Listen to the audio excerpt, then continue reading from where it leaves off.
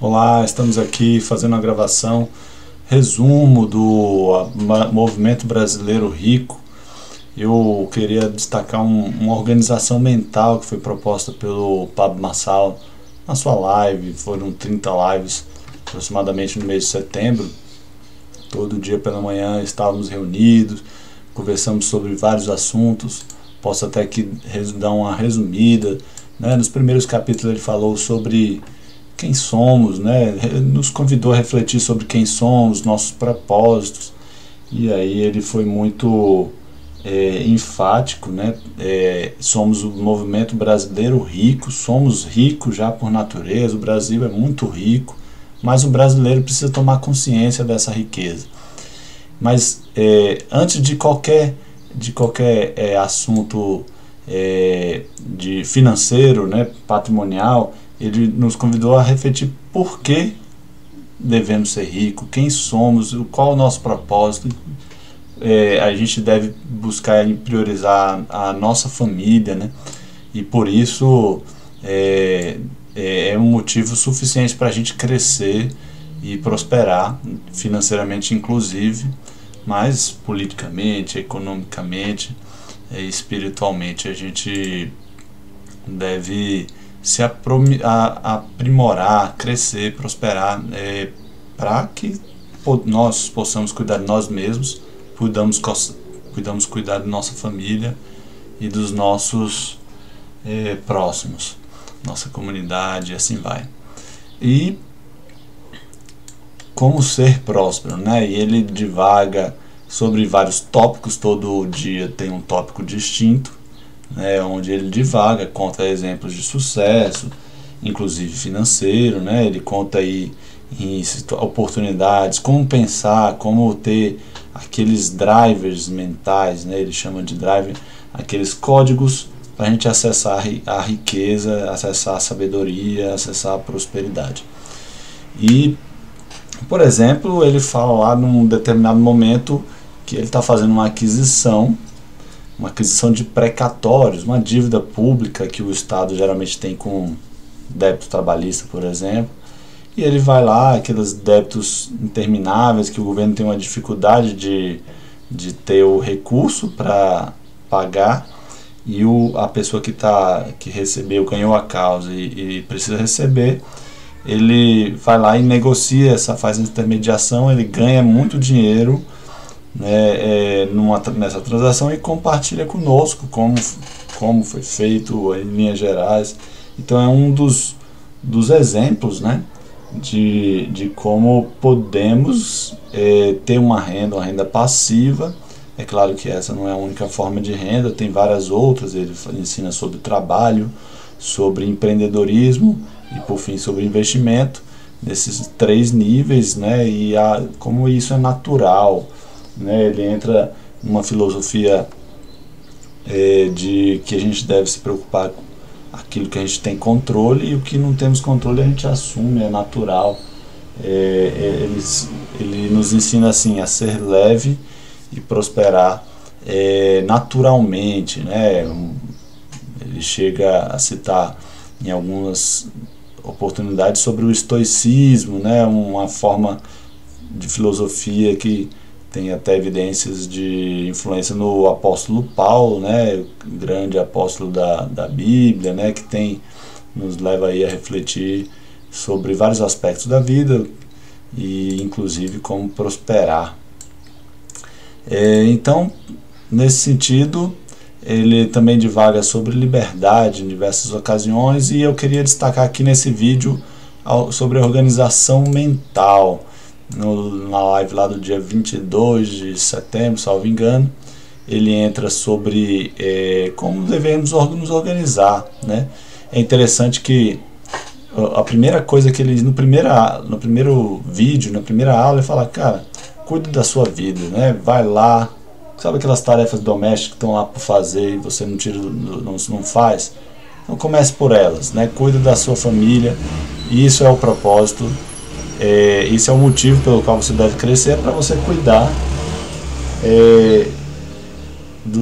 da sua família, de si mesmo, da sua família. Então comece fazendo as tarefas domésticas, venda aquele negócio que você não precisa mais, doe aquilo que você não, que alguém pode estar precisando, tira aquela dívida do papel, vai lá e negocia, tenta, se não pode pagar agora, combina, negocia. Então ele nos orienta então, até nesse nível de tarefa. Mas nessa live do dia 22 ele fala sobre a organização mental e ele nos convida aqui a listar, pode ser com um papelzinho, um quadro, uma planilha como eu estou fazendo aqui, e vou compartilhar com quem tem interesse para se organizar. Então ele chama de estacionamento, né? O que eu defini aqui como sonho de longo prazo, aquilo que a gente tem em mente que vai fazer um dia, mas não sabe quando. Então ele chama de estacionamento, de que a gente descarregue da nossa mente todos esses sonhos. Por exemplo, uma lista aqui de coisas, por exemplo, uma viagem para Disney, comprar uma grande casa, enfim, tem aquilo em mente que cada um tem sonhos distintos, e aí a gente lista eles para que a gente não fique para que a gente fique mais leve, mais organizado, né, mais orientado aos nossos propósitos, de encadear os nossos sonhos de longo prazo com as tarefas do dia a dia, né, com aqueles projetos que demandam uma complexidade maior, mais pessoas envolvidas. Por exemplo, aí ele cita até o exemplo da viagem para Disney. Por exemplo, uma pessoa que quer viajar para Disney, mas isso é um sonho de longo prazo, ela coloca aqui. Se é uma pessoa que trabalha na Disney, por exemplo, isso aqui é uma rotina para ela colocaria aqui, né, trabalhar na Disney. Se é uma pessoa aqui do Brasil que quer viajar para Disney daqui a uns 2 anos, então ela precisa de colocar no projeto. Por quê? Porque envolve tirar o passaporte, de toda a família, de buscar visto, de buscar comprar passagem, de trabalhar, juntar os recursos para que a gente possa executar esse projeto. Se não, se é uma pessoa que mora já lá nos Estados Unidos, né, e quer fazer essa tarefa aqui no fim de semana, colocaria aqui nessa lista. Só esse pequeno exemplo que ele dá, que eu acho interessante compartilhar, até para fins de definição do conceito do que é sonho de longo prazo, o que são as tarefas, né, aquelas tarefas do dia a dia. Os projetos envolvem uma maior complexidade, e as rotinas, é claro que a gente não vai incluir escovar os dentes, por exemplo, que isso aí pressupomos que já está embutido na rotina de todos nós. Rotinas que a gente quer passar a fazer, entende? Depois a gente apaga depois que completar, para não poluir aqui nossa planilha.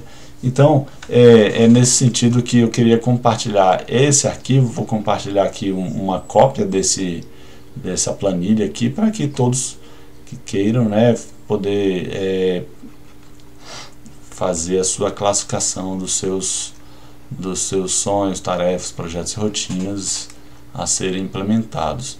Eu ainda vou além. Eu coloquei aqui no Google Drive aqui, né, tem o OneDrive também, uma planilha, um repositório de dados. Ainda criei uma pastinha, né, de repente às vezes eu sei lá, vejo um carro legal, um móvel, uma casa bonita, eu tiro uma foto e coloco aqui na respectiva pastinha, para depois me organizando. Pelo menos assim é o conceito que foi ensinado mesmo, replicado pelo Pablo Marçal. E eu ainda fiz uma aplicação, uma organização que eu faço muito para as minhas atividades no dia a dia, no trabalho, né, que é classificar tudo com alguns critérios, né. Nesse caso aqui eu classifiquei com o critério relevância, urgência e desejo, né, e no caso dos sonhos, né. Mas aí eu fui fazendo essa classificação para todas